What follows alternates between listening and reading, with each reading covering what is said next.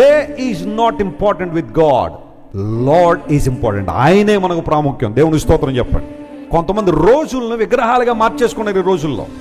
ఆదివారం క్రమంగా దేవుని ముందు రావద్దని అంటలేదు, లేదా శుక్రవారం ఉపవాస ప్రార్థన రావద్దని అంటలేదు. కొంతమంది కొన్ని రోజులను విగ్రహాలుగా మార్చేశారు.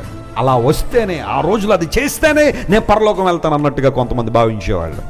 ప్రతి ఆచారం కన్నా, వ్యవహారాల కన్నా నేను కదా ప్రాముఖ్యం.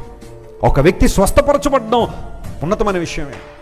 ఆ సందర్భంలో వాళ్ళందరూ కూడా యేసు ప్రభువుని సంహరించాలనే ప్రయత్నంలో ఉన్నప్పుడు, ఒక అపోజిషన్ పెరిగినప్పుడు, ఒక భయంకరమైన వ్యతిరేకత వస్తున్నప్పుడు యేసు ప్రభు కృంగిపోలేదు, ఆయన అధైర్యపడిపోలేదు. ఆయన చేసిన పని ఏంటో తెలుసా?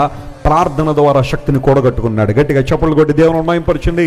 నీ జీవితంలో ఏదైనా ఒక ప్రతికూలత గుండా నువ్వు వెళ్తూ ఉంటే, ఒక ఓటమి గుండా నువ్వు వెళ్తూ ఉంటే, ఒక అపోజిషన్ గుండా నువ్వు వెళ్తుంటే, నిందల అవమానాలను నువ్వు ఉక్కిరిబిక్కిరి చేసేస్తూ ఉంటే, నీకు నాకు శక్తి లభించే ప్రాంతం ఏంటో తెలుసా? దేవుని పాద సన్నిధే. హల్లెలూయా.